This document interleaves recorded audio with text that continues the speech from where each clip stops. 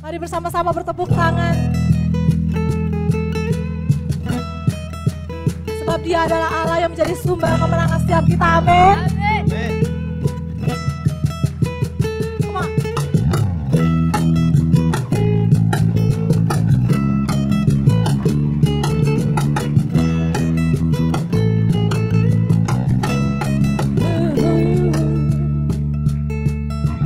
Ku diberi kuasa dari Raja Mulia, menaklukkan musuh di bawah kakiku. Ku pakai kuasa dari Raja Mulia. Bila Allah ada bersamaku, siapa jadi lawanku? Katakan sungguh besar Kau Tuhanku. Kau perisai hidupku. Ku berdiri dengan iman dalam Yesus Tuhan. Kau yang memberi kemenangan. Ku bersorak merayakan. Terpujilah Engkau Raja segala raja. Berikan tepuk tangan yang terbaik bagi Tuhan.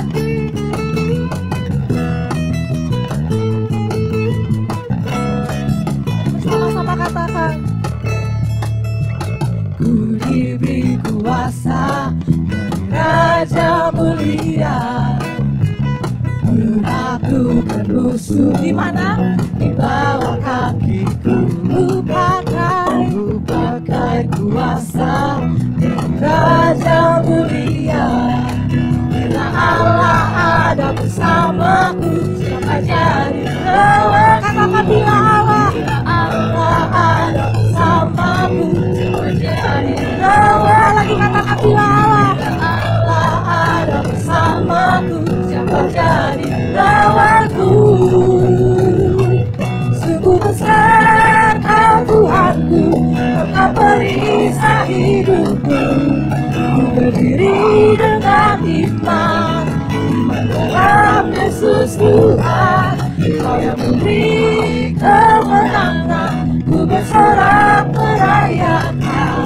Terpujilah Kau Raja segala raja.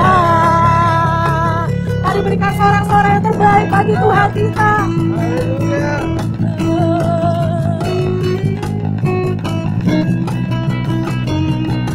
Sebab Dia adalah Allah yang menjadi sumber kemenangan setiap kita. Amin.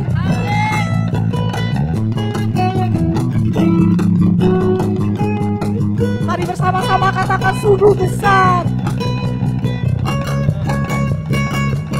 Sungguh besar Kau Tuhanku, Engkau perisai hidupku. Ku berdiri dengan iman dalam Yesus Tuhan. Kau yang memberi kemenangan. Ku bersorak merayakan. Terpujilah Kau Raja segala raja. Sungguh besar Kau Tuhanku, Engkau perisai hidupku. Ku berdiri dengan iman dalam Yesus Tuhan. Kau yang memberi kemenangan. Ku bersorak merayakan. Terpujilah Kau Raja segala raja. Terpujilah Kau Raja segala raja. Terpujilah Kau Raja segala raja.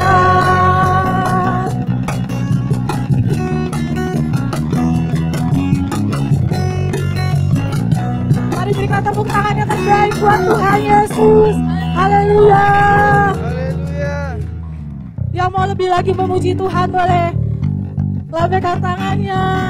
Kita mau menari bagi Tuhan. Amin. Sebab tidak ada satupun yang dapat menghentikan kita untuk memuji Tuhan. Mari bersama-sama bertepuk tangan. I was king of your love for me. My love, my everything. Chains are broken, my eyes are open. You're my freedom now.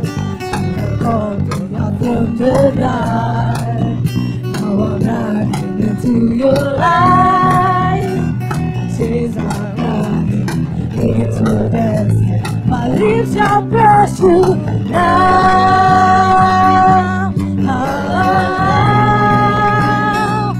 We press you now. Come on.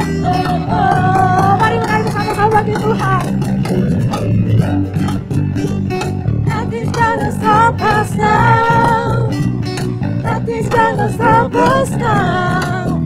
No pressing, no pressing you. Nothing's gonna stop us now. Nothing's gonna stop us now. No pressing, no pressing you. Oh, oh, oh. We press you now. Oh, oh, oh. Mari lebih lagi kita memuji Tuhan.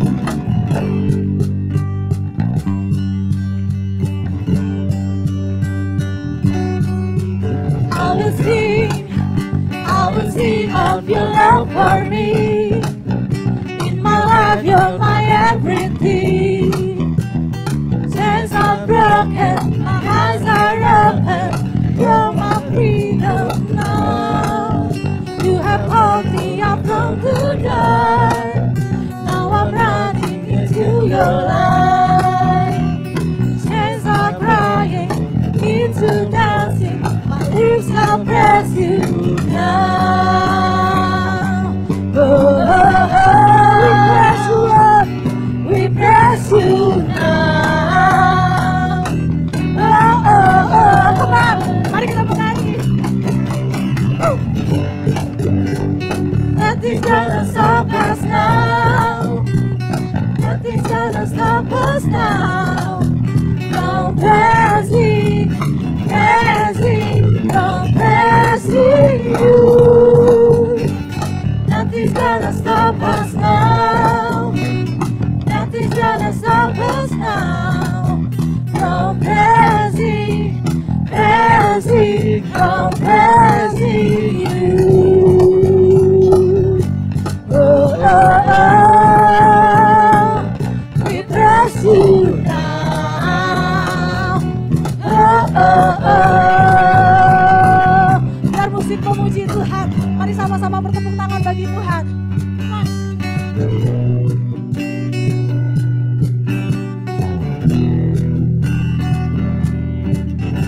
Mari sama-sama katakan, I'll praise you forever. I'll praise you forever. I'll praise you forever. With everything in me, praise the name of Jesus. I'll praise you forever. I'll praise you forever. With everything in me, praise the name. Sekali katakan, I'll praise you. I'll praise you forever. I'll praise you forever.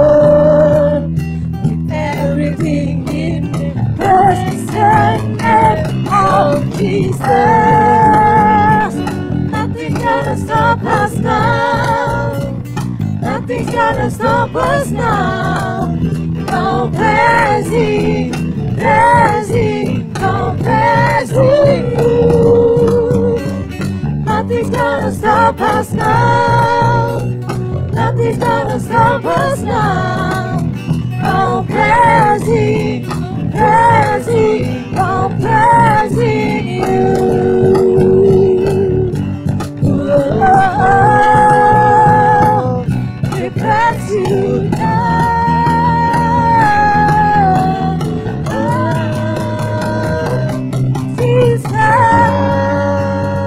Berikan suara-suara yang terbaik bagi Tuhan. Amin.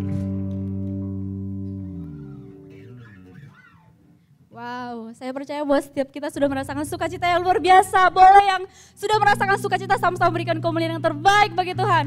Tepuk tangan yang terbaik bagi Tuhan. Wow. Malam hari ini kita akan lebih lagi menyembah Tuhan di tempat ini. Kita siapkan hati kita siapkan penyembahan yang terbaik malam hari ini. Biarlah setiap kata yang keluar dari mulut kita bukan hanya sekadar kata, bukan hanya sekadar nyanyian, tetapi juga sebuah penyembahan yang menyenangkan hati Tuhan. Amin. Kita siapkan hati kita berdoa. Ya ralabashi karena nama ya ralababa ralabashi ralababa.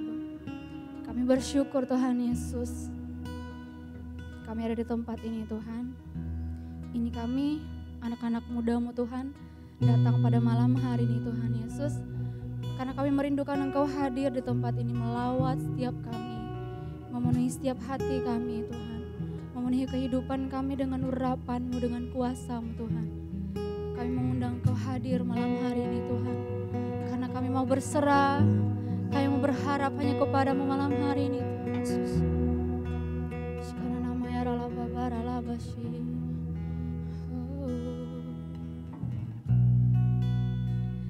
Ajarku berserah, kuasai mataku, bahwa Kau besar, pegang hidupku.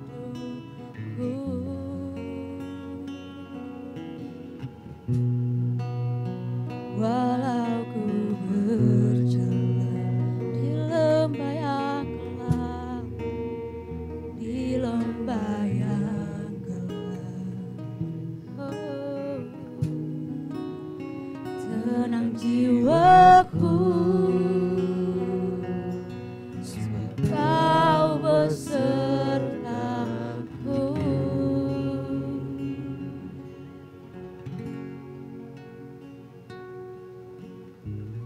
Selama ku hidup, apapun musim kami Tuhan, apapun musimku, ku percaya kebesaran-Mu, kekuatanku di dalam-Mu. Serahkan hidupku, kami akui kuasa-Mu Tuhan, akui kuasa-Mu, ku serukan kebesaran-Mu, masa depanku terjaga di boleh berikan kemuliaan yang terbaik bagi Tuhan Yesus. Oh, walau kami berjalan Tuhan Yesus, walau ku berjalan di lembah yang gelap, di lembah yang gelap, tenang jiwa kami Tuhan Yesus, tenang jiwaku, sebab Engkau berserta dengan kami Tuhan. Kau besertaku,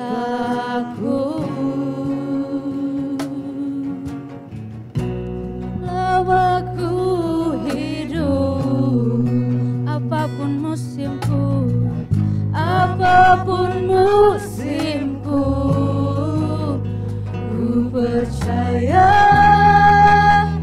kebesaran-Mu, kekuatanku di dalam-Mu. Ku serahkan hidupku, ku serahkan hidupku, akui kuasa-Mu, ku serukan kebesaran-Mu, masa depanku terjaga di tangan-Mu. Selama ku hidup, apapun musimku, apapun musimku, ku percaya kebesaran-Mu, masa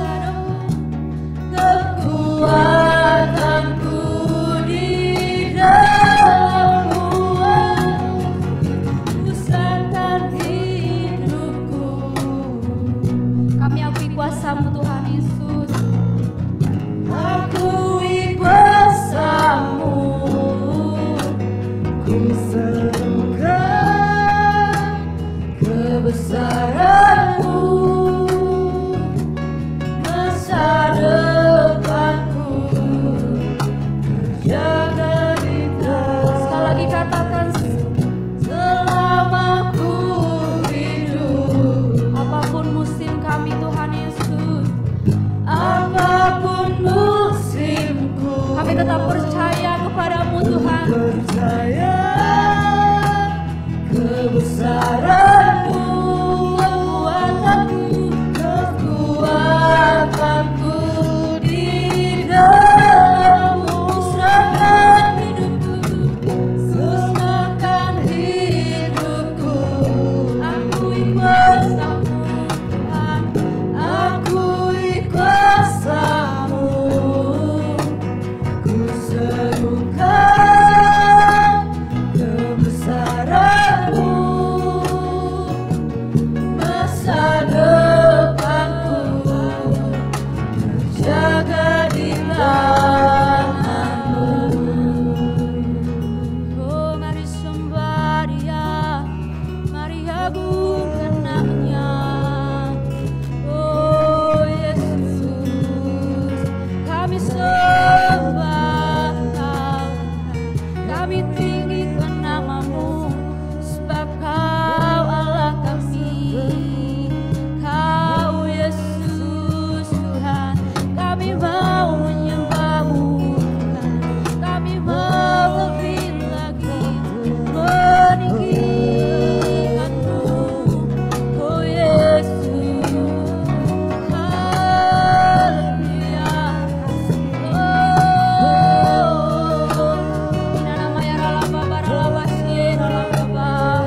Lebih lagi kami mau menyembah-Mu Yesus, kami sembah, kami sembah.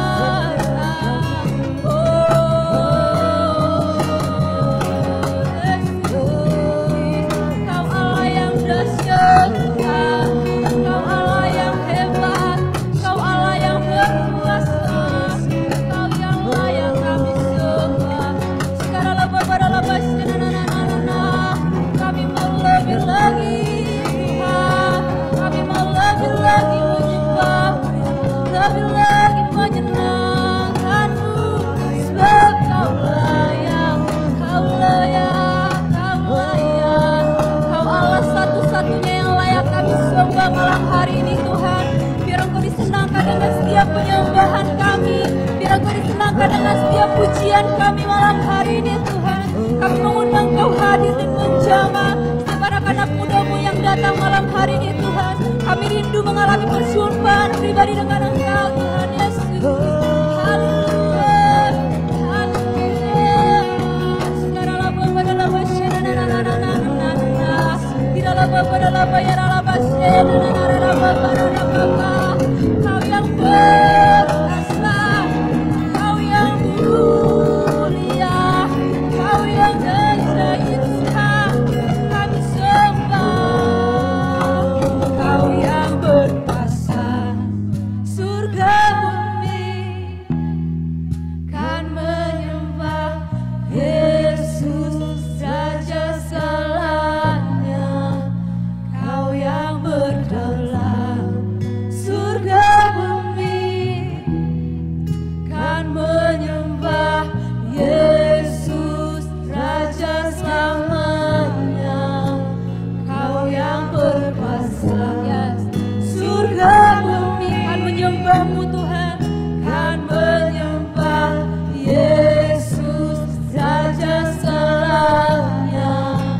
Kau yang berdaulat, surga bumi kan menyembah Yesus Raja selamanya. Lebih lagi tinggikan Dia, katakan Kau yang berdaulat, surga bumi kan menyembah Yesus Raja selamanya. Kau yang berdaulat, Kau yang berdaulat, surga bumi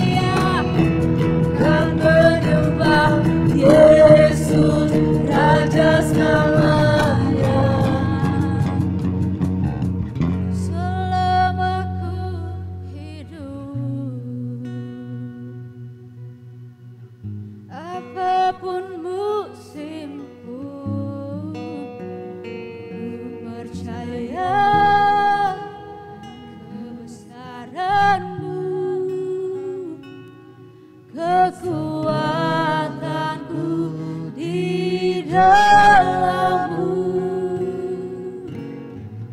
Ku serahkan hidupku. Kami akui kuasa-Mu Tuhan. Akui kuasa-Mu. Ku serahkan kebesaran-Mu. Masa depanku terjaga di tangan-Mu. Selama ku hidup, apapun musim kami, apapun musimku, ku percaya kebesaran-Mu, kekuatanku di dalam-Mu. Ku serahkan hidupku. Akui kuasa-Mu. Ku serahkan kebesaran-Mu. Masa depanku terjaga di tangan-Mu. Masa depanku, masa depanku terjaga di tangan-Mu. Masa depanku terjaga di tangan-Mu.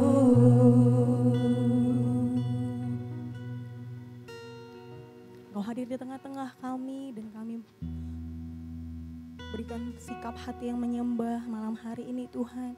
Terima kasih untuk hadirat-Mu, terima kasih Tuhan.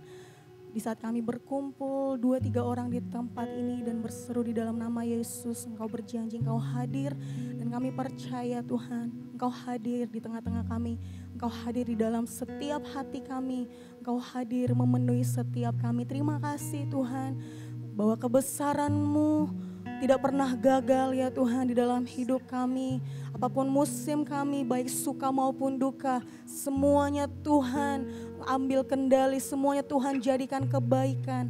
Sebab Engkau Allah yang turut bekerja di dalam segala sesuatu, mendatangkan kebaikan bagi setiap kami yang mengasihi, yang mengandalkan Engkau Tuhan. Terima kasih Roh Kudus, malam hari ini kami rindu Tuhan, Engkau memeluk setiap kami, penuhi kami dengan kasih-Mu Tuhan.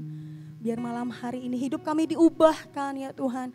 Kami yang tidak punya masa depan, malam hari ini Tuhan bukakan mata kami. Mampukan mata kami melihat ke depan, jauh ke depan. Kau mau menyediakan masa depan yang terbaik bagi setiap kami Tuhan. Bagi setiap kami yang letih, lesu, berbeban berat. Malam hari ini Tuhan di dalam hadirat-Mu, saat firman-Mu disampaikan, Roh-Mu bekerja, membangkitkan setiap semangat yang patah. Pengharapan kami dibangkitkan kembali di dalam nama Tuhan Yesus. Terima kasih Tuhan, urapi setiap kami, urapi telinga kami, urapi hati kami, urapi hamba-Mu Tuhan.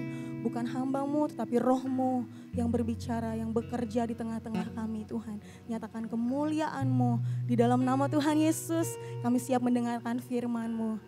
Haleluya, sama-sama katakan amin. Yang bersuka cita boleh kasih tepuk tangan buat Tuhan Yesus.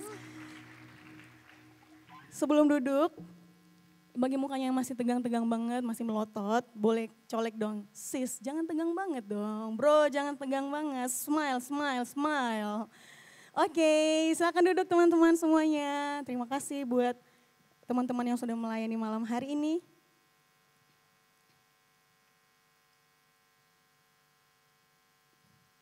Apa kabarnya nih sepanjang 1 minggu ini? Semuanya sehat? Ada yang udah gajian? Nggak mau ngaku, nanti takutnya disambar habis ibadah ya. Ada yang ulang tahun? Ada. Puji Tuhan semuanya sehat, amin. Kita tidak terasa sudah sampai di bulan November. Sekarang tanggal tanggal 12. Wow, sebentar lagi Natal ya. Di mana-mana sudah dijual pohon Natal. Sudah pada beli belum? Saya tidak, ini sih, saya itu bukan penjual pohon Natal juga. Cuman wow, excited banget sebentar lagi kita mau Natal. Tidak terasa tahun 2022 itu seperti bulan 1, bulan 11. Tara, kita tiba di bulan 11. Sebentar lagi ulang tahun lagi tahun depan. Yeay. Oke, malam hari ini, sepanjang bulan ini tema kita adalah Simplify. Jadi sepanjang bulan November kita ada seriesnya, temanya Simplify. Apa tuh Simplify? Simplify artinya menyederhanakan, membuat menjadi sederhana. Membuat yang rumit menjadi lebih sederhana. Singkatnya seperti itulah ya. Nah, ada pepatah orang bijak bilang kayak gini, orang pintar membuat sesuatu yang rumit menjadi sederhana, menjadi simple. Tetapi orang bodoh sebaliknya, orang bodoh itu suka membuat yang simple, yang sederhana menjadi rumit. Benar nggak sih? Itu kata orang pintar sih. Nah, minggu lalu kita sempat membahas bahwa seringkali kita itu merasa kok jadi orang Kristen itu ribet banget ya, banyak banget peraturannya, banyak banget. Firman Tuhan itu rumit, sulit, karena terlalu banyak dari Kejadian sampai Wahyu kita harus lakukan semuanya guys. Dan itu banyak banget dan kita sering memikirkan rumit jadi orang Kristen, mau buat ini nggak boleh, buat itu nggak boleh. Kemarin udah dibahas ya, minggu lalu, Sabtu lalu sudah dibahas dan pada akhirnya kita sepakat bahwa seluruh hukum Taurat itu bergantung pada kedua hukum yang sudah kita bahas minggu lalu, yaitu kasihilah Tuhan Allahmu dengan segenap hatimu dan dengan segenap jiwamu dan dengan segenap akal budimu. Dan hukum yang kedua yang sama dengan itu adalah kasihilah sesamamu manusia seperti dirimu sendiri. Nah, saya nggak akan mengulang yang minggu lalu. Malam hari ini kita mau langsung aja kita belajar sesuatu dari firman Tuhan. Saya kasih judul next. Ini kita mau bahas tentang Yesus, Tuhan Yesus versus ahli Taurat. Kita semua tahu lah ya, Tuhan Yesus kita tahu lah ya, kita kenal. Ahli Taurat kita tahu juga. Nah, saya mau ajak kita baca di Matius 12 ayat 9 sampai 14. Sudah tampil di layar? Yuk kita baca bersama-sama Matius 12 ayat 9 sampai 14. Boleh yang ganjil itu laki-laki, yang genap perempuan. Kita baca bersama-sama 2, 3 dimulai dari laki-laki.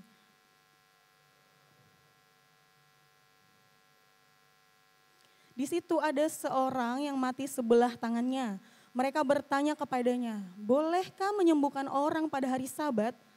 Maksud mereka ialah supaya dapat mempersalahkan dia.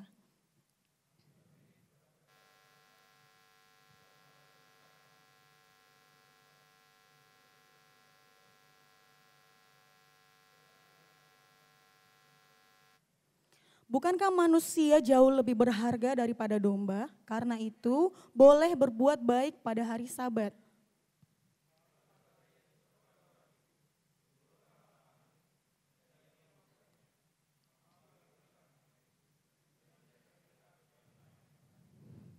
Lalu keluarlah orang-orang Farisi itu dan bersekongkol untuk membunuh dia. Nah,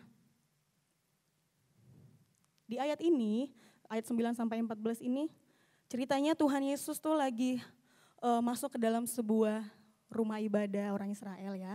Dan ternyata di dalam rumah ibadah itu ada seseorang yang mati sebelah tangannya. Kemungkinan orang yang mati sebelah tangannya ini mungkin gangguan saraf.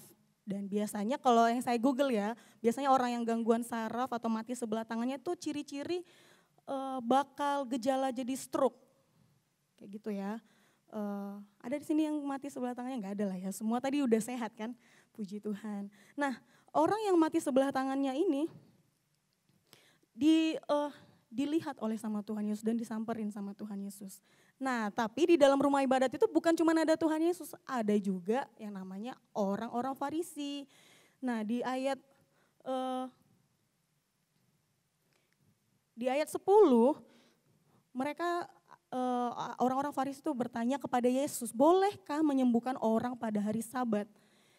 Maksud mereka ialah supaya dapat mempersalahkan dia. Nah, orang-orang Farisi ini kelihatannya seolah-olah sangat mentaati hukum Taurat, sangat menghargai hari Sabat ya, sangat menjunjung tinggi hukum Taurat, sampai-sampai ditanya tuh sama Tuhan Yesus, boleh nggak sih menyembuhkan orang pada hari Sabat? Karena di hukum Taurat yang keempat kita tahu ya, dikatakan ingat dan kuduskanlah hari Sabat. Jadi kita tuh nggak boleh bekerja, janganlah bekerja pada hari Sabat. Kalau tidak melakukan hukum Taurat itu, pasti akan dihukum. Nah, kalau kita pikir-pikir, berarti Tuhan Yesus melanggar hukum Taurat dong. Karena seperti yang ditanyakan sama orang Farisi tadi, bolehkah menyembuhkan orang pada hari Sabat? Nah, kita lihat, kalau misalkan kita pikir-pikir, apakah Yesus melanggar hukum Taurat? Bukan ya, karena firman Tuhan berkata, Yesus datang bukan untuk meniadakan hukum Taurat, melainkan untuk menggenapinya atau menyempurnakannya. Jadi sebenarnya hukum Taurat itu bukanlah sesuatu yang jahat, hukum Taurat itu bukan sesuatu yang jahat, justru hukum Taurat itu baik. Hukum Taurat itu kan berasal daripada Allah sendiri, dan tetapi yang membuat respon Tuhan Yesus beda itu karena sikap hati manusia, orang-orang Farisi ini melakukannya bukan karena memang menghormati Tuhan, justru memakai hukum Taurat itu untuk menghakimi, untuk menghukum. Jadi fokusnya itu adalah kepada hukuman. Kalau nggak melakukan hukum Taurat harus dihukum. Kalau nggak melakukan hukum Taurat pasti dihukum. Jadi fokusnya orang-orang Farisi itu melihat siapa nih yang nggak melakukan hukum Taurat. Terus cepat-cepat dihakimi, cepat-cepat, oh kamu harus dihukum.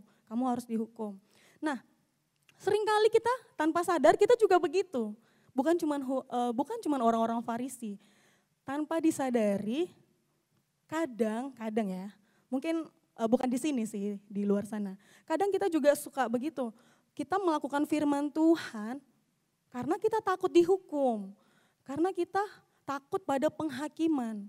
Kita takut nanti nggak masuk surga.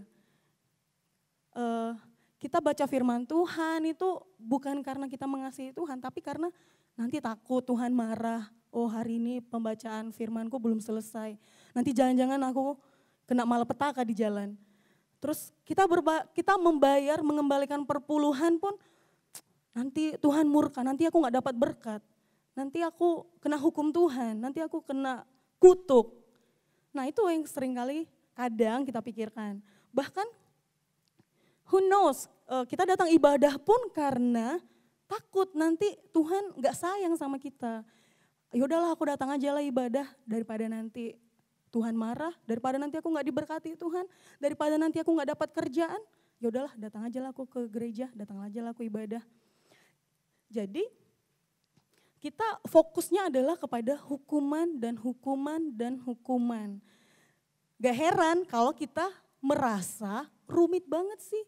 Jadi orang Kristen ini dihukum, ini dihukum, gak kayak gini dihukum.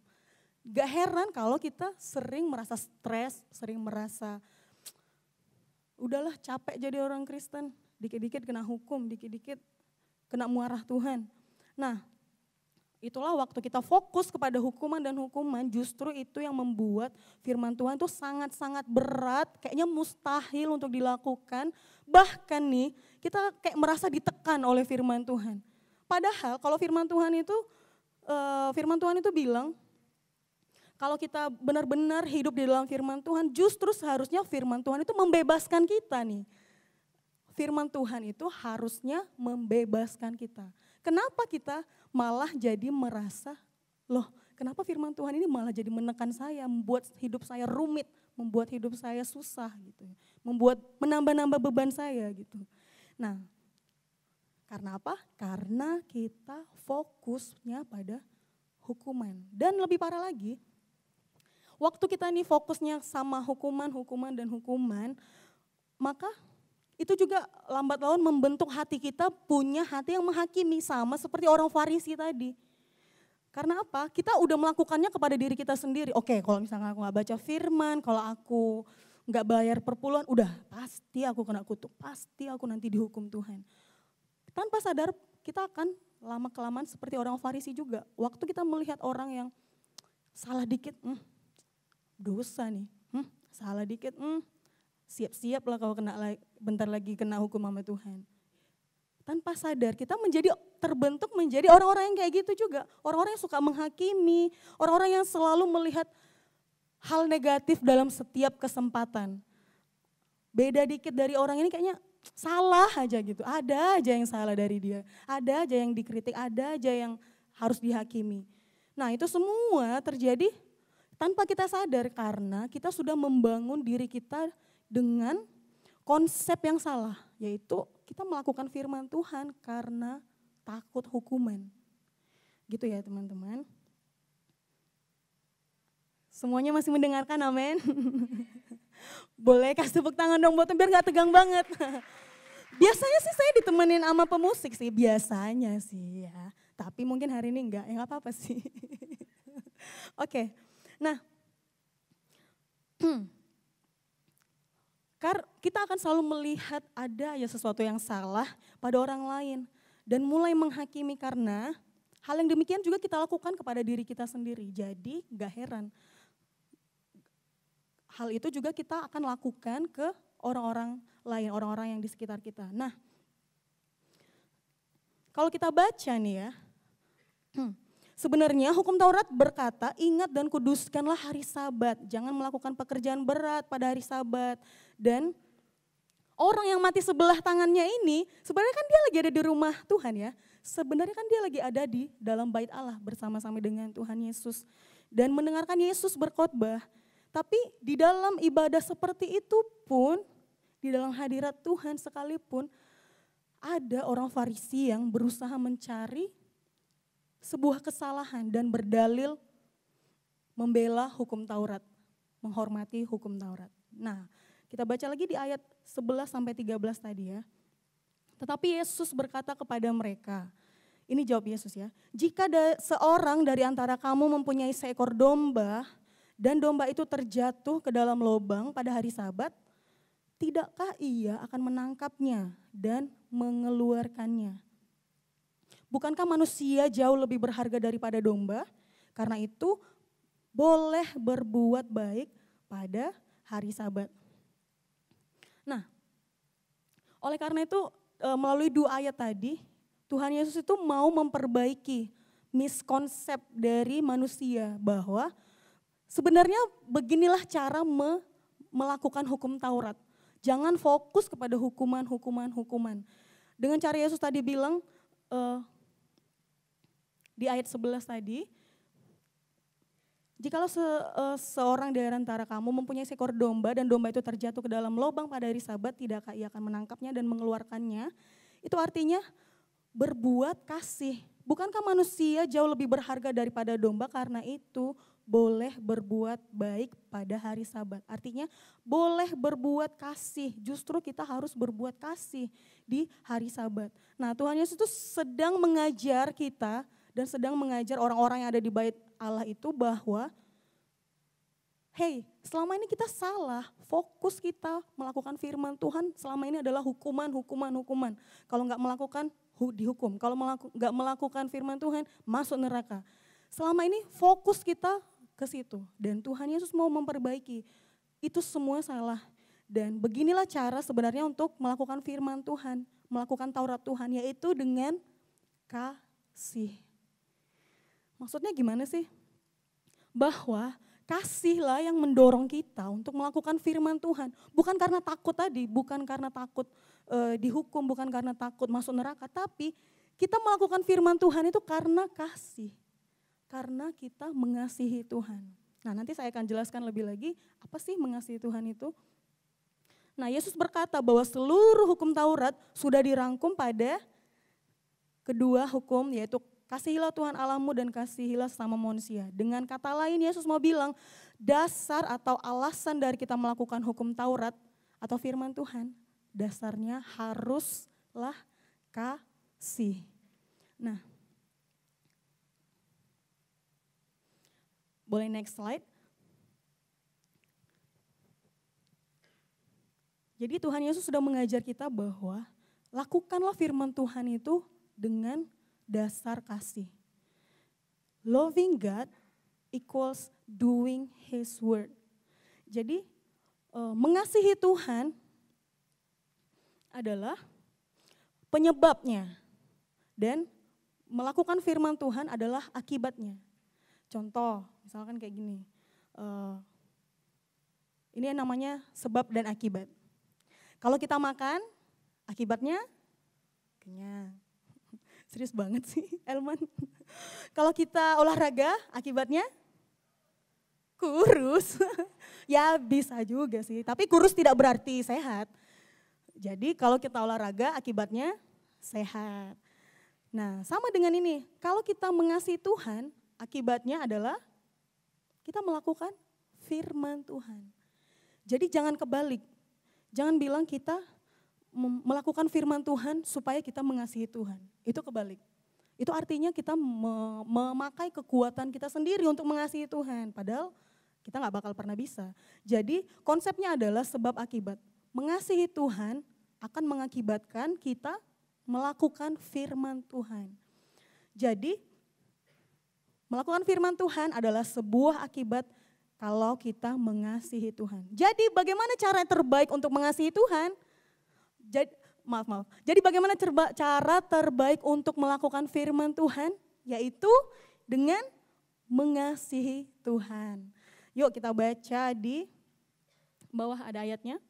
Yohanes 14 ayat 15. Sama-sama kita baca dengan suara yang tegas, suara yang lantang. 2, 3 ya.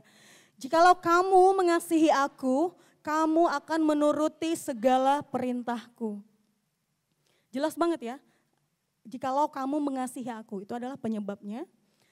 Maka akibatnya adalah kamu akan menuruti segala perintahku. Itu siapa yang bilang? Itu firman Tuhan Yesus sendiri yang bilang. Jadi gak bisa dipungkiri. Kalau kita bilang saya mengasihi Tuhan, pasti nampak dari kelakuan kita, pasti nampak dari karakter kita, yaitu menuruti segala perintah Tuhan. Nah, apa sih mengasihi Tuhan itu? Bagaimana sih kita sanggup mengasihi Tuhan? Apa kita bisa nih memaksakan hati kita, oke, kasihi Tuhan, kasihi Tuhan, kasihi Tuhan. Apa bisa kayak gitu caranya? Enggak ya. Jadi waktu saya mempersiapkan khotbah ini, saya tuh nanya, apakah manusia bisa memaksakan hatinya? Oke, aku harus mengasihi Tuhan, aku harus mengasihi Tuhan. Ayo dong, kasihi Tuhan, ayo dong. Gak bisa. Kita tuh gak bisa memaksakan hati kita untuk mengasihi Tuhan. Dan saya kayak dapat hikmat gitu, waktu saya berdoa kayak diingatkan bahwa, dulu saya ingat, dulu itu saya gak mengasihi Tuhan. Dulu itu saya gak kenal Tuhan. Nah, gimana mau ngasihi Tuhan kalau gak kenal Tuhan? Dan dulu itu saya nggak tahu apa sih mengasihi Tuhan. Bahkan saya jarang dengar tuh apa yang dimaksud dengan mengasihi Tuhan, bagaimana caranya mengasihi Tuhan.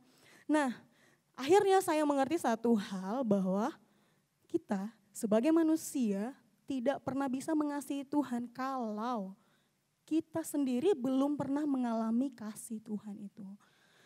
Kalau kita belum pernah mengasihi Tuhan secara pribadi bukan dengar-dengar ya, bukan dengar dari orang, oh kata dia mengasihi Tuhan, kata temanku Tuhan itu baik, kata temanku dia mengalami kasih Tuhan.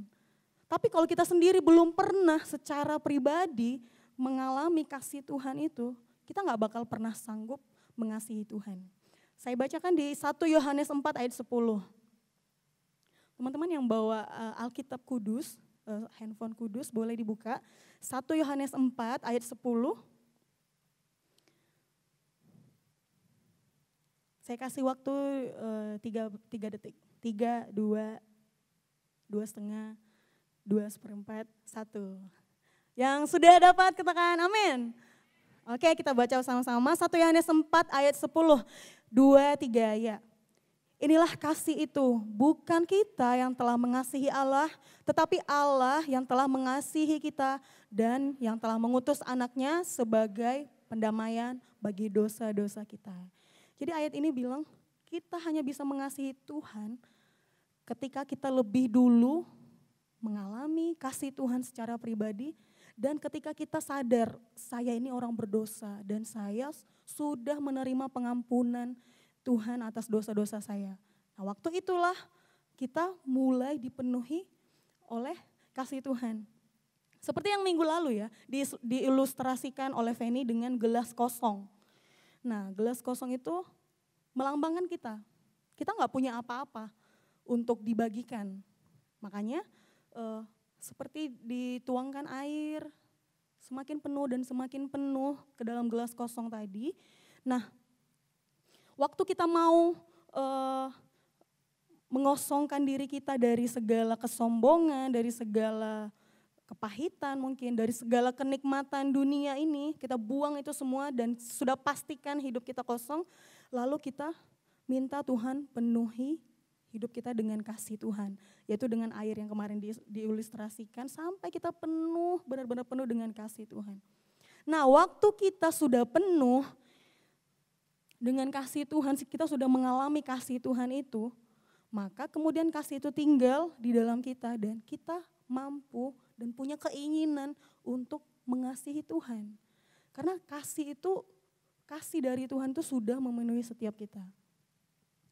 Nah, waktu pertama kali saya mengalami kasih Tuhan, saya ingat waktu itu satu pertanyaan yang saya tanya sama Tuhan. Tuhan maunya saya ini bagaimana? Apa yang Tuhan mau saya lakukan untuk menyenangkan hati Tuhan? Kalimat itu spontan aja keluar. Karena gimana ya, waktu dipenuhi oleh kasih Tuhan itu kayak gak bisa dibendung, gak bisa didiamkan. Kita tuh pengen rasanya membalas kasih Tuhan. Rasanya pengen Tuhan, ini hidupku.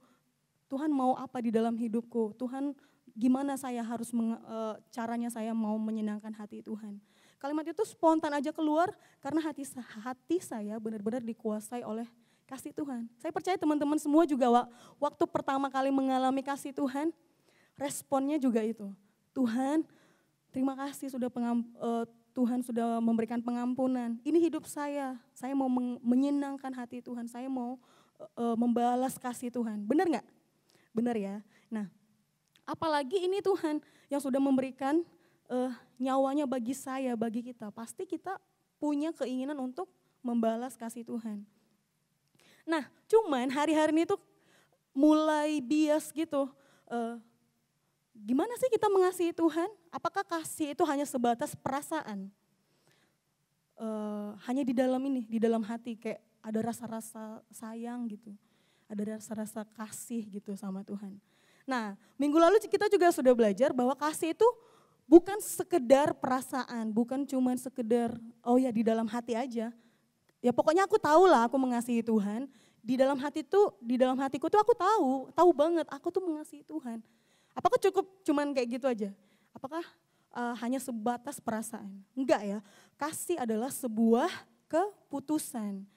Dan tadi juga kita sudah clear ya bahwa melakukan firman Tuhan adalah akibat kalau kita mengasihi Tuhan. Jadi kalau kita mengasihi Tuhan, gak mungkin tuh kita diam-diam aja. Gak mungkin tuh kita ya udahlah hidup untuk aku aja nih. Gak mungkin, pasti hati kita itu gak bisa ditahan. Pasti kita pengen membalas kasih Tuhan. Nah, Yohanes 14 ayat 21 boleh ditampilkan.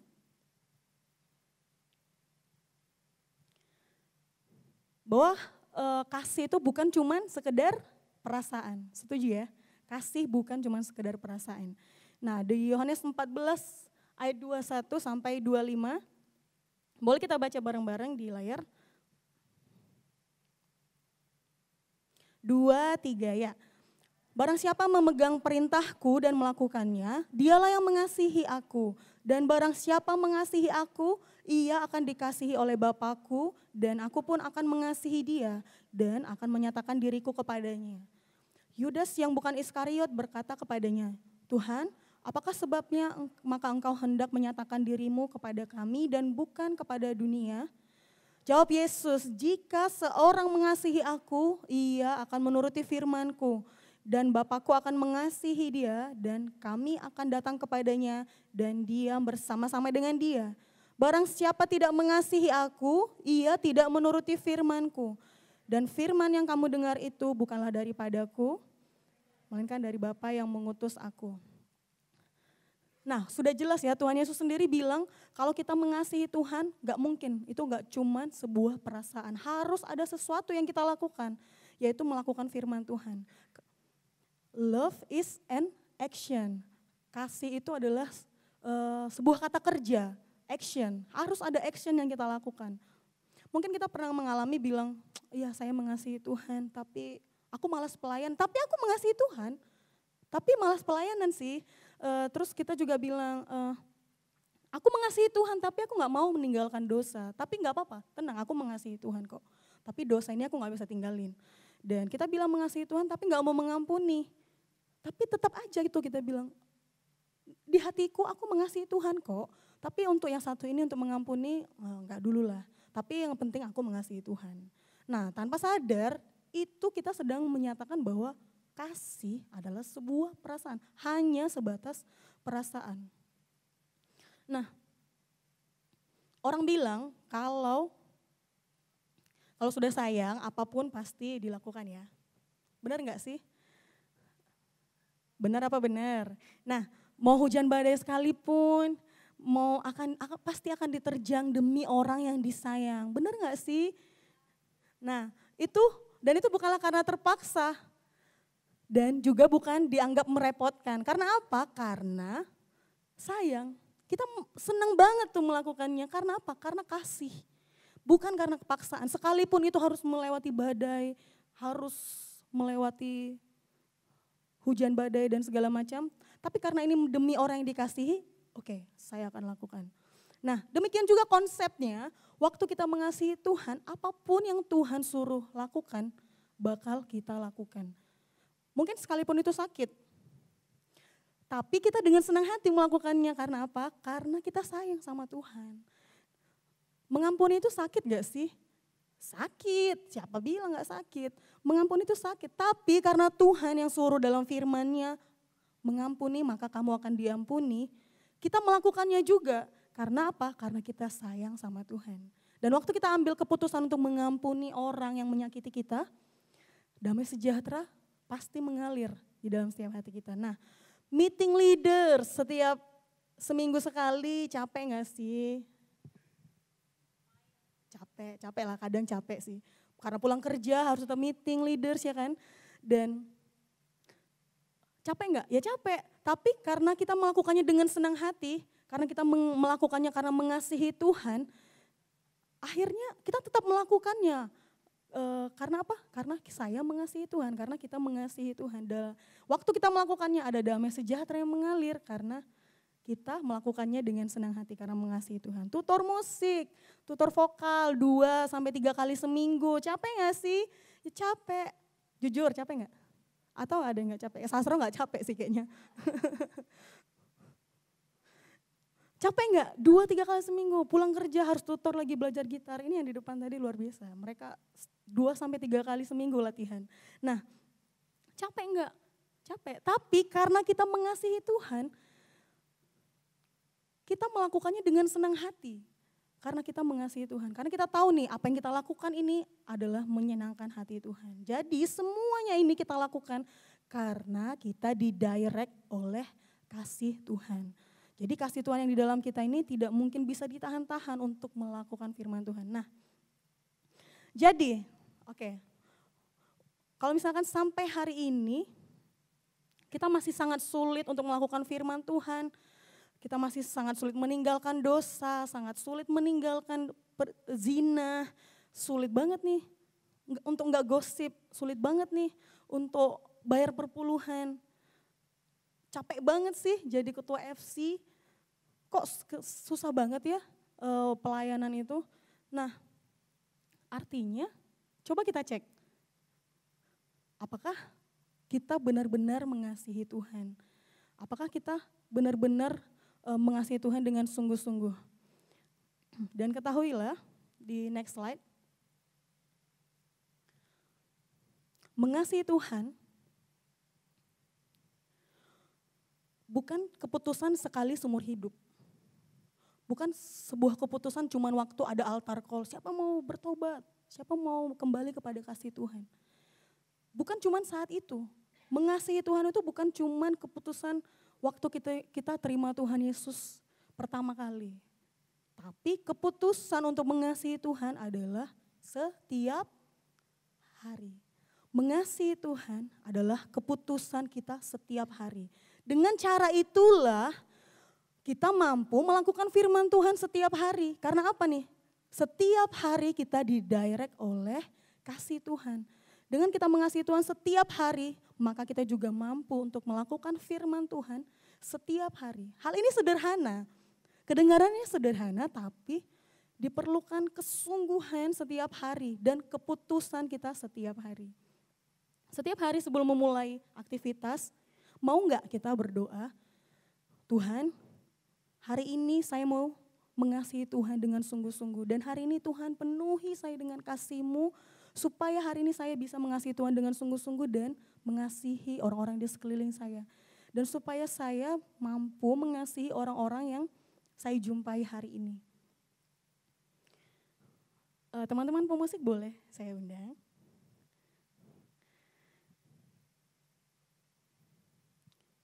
Di awal tahun 2022,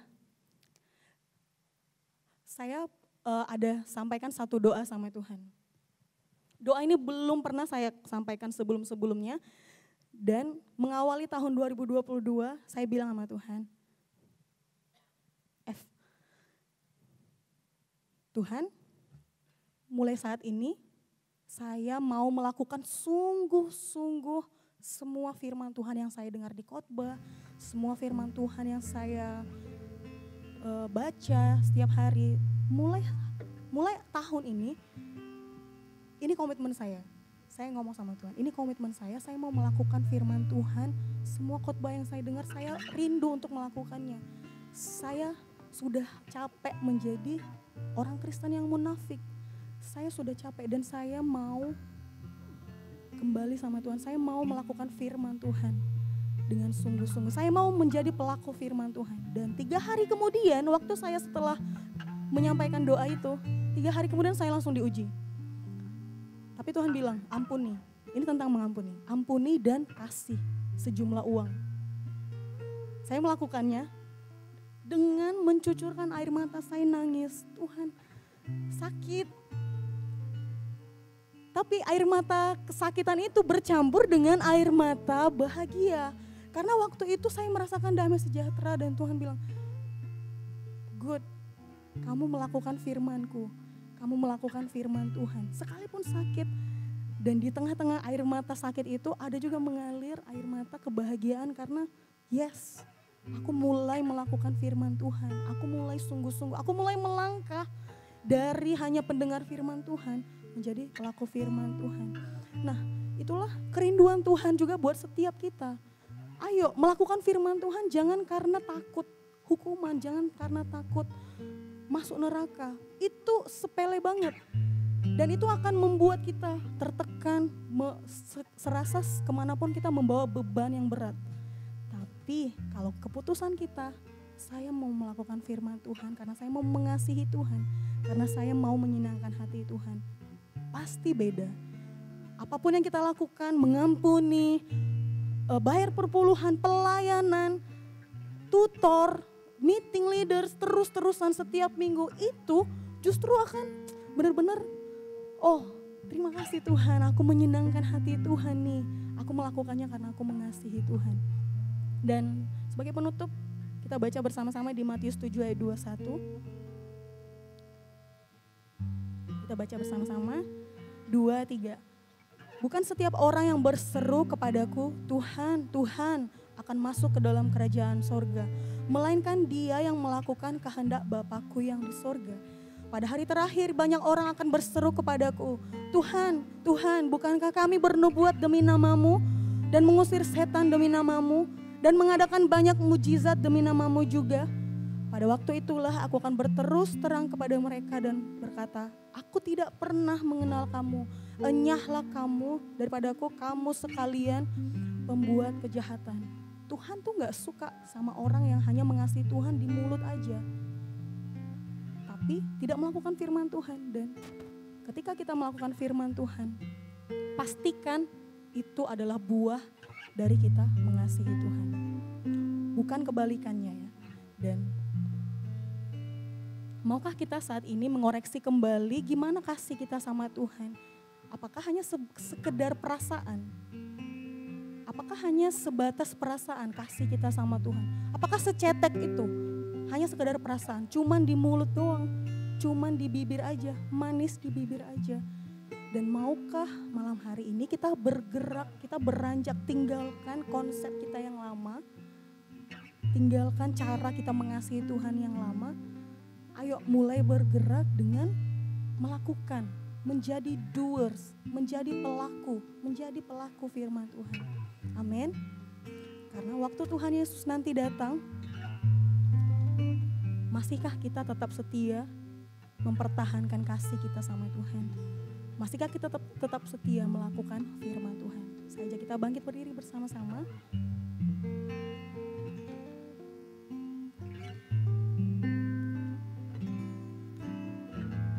Lakukanlah firman Tuhan karena engkau mengasihi Tuhan. Itulah menjadi satu-satunya alasan sampai akhir hidup kita nanti. Itulah yang menjadi alasan. Itulah yang menjadi alasan kita melakukan firman Tuhan, melayani Tuhan, mengampuni, menjangkau anak-anak muda, menjangkau generasi. Satu-satunya alasan kita melakukan semuanya itu yaitu untuk menyenangkan hati Tuhan. Satu-satunya alasan kita melakukan semuanya itu adalah karena kita mengasihi Tuhan. Karena Tuhan lebih dulu mengasihi kita dan kita juga mau mengasihi Tuhan. Terima kasih Tuhan. Inilah kerinduan setiap hati kami. Menyenangkanmu, senangkanmu, hanya itu kerinduanku. Dari hati kami menyenangkanmu, senangkan hatimu, hanya itu kerinduanku. Menyenangkanmu, menyenangkanmu, senangkanmu, hanya itu kerinduanku. Menyenangkanmu, senangkan hatimu, hanya itu. Saat kita pujian, pastikan ini keputusan hati kita. Menyenangkanmu, senangkanmu, hanya itu kerinduanku. Menyenangkanmu, senangkan hatimu, hanya itu kerinduanku. Mari lebih sungguh lagi nyatakan kepada Tuhan. Menyenangkanmu, menyenangkanmu, senangkanmu, hanya itu kerinduanku. Menyenangkanmu, senangkan hatimu, hanya itu kerinduanku. Hanya itu kerinduanku, hanya itu, hanya itu kerinduanku. Mari kita angkat kedua tangan kita, hadapkan wajah kita kepada Bapa. Tuhan kiranya memberkati kita dan melindungi kita. Tuhan menyinari kita dengan wajah-Nya dan memberikan kita kasih karunia-Nya. Dan Tuhan menyinari kita dengan wajah-Nya dan memberikan kita damai sejahtera. Kami terima berkat yang terbaik dari Allah Bapa dan berkat kasih karunia dari Allah kami Tuhan Yesus Kristus dan hikmat, kuasa, urapan dari Roh Kudus memenuhi setiap kami, memampukan kami menjadi pemenang, memampukan kami untuk mengalami open doors di dalam nama Tuhan Yesus. Yang siap menerima berkat Tuhan, sama-sama katakan amin. Kasih tepuk tangan buat Tuhan.